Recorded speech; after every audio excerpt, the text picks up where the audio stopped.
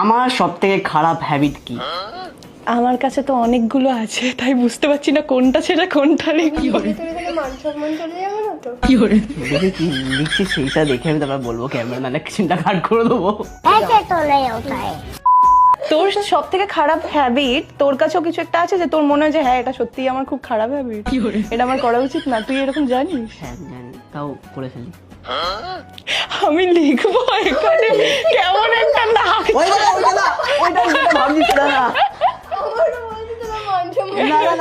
ওটা না, মানে খারাপ হ্যাবিট যেটা তোদের ভালো লাগে না, এটা খুব ভালো লাগে না।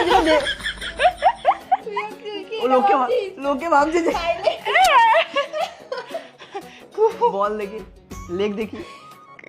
ভাবিনি রে এইসব। তোমরা ভাবো না যে ভুলভাল, ওরা ভাবো কি হালকা একটা সাইলেন্ট ছেড়ে দেওয়া। ও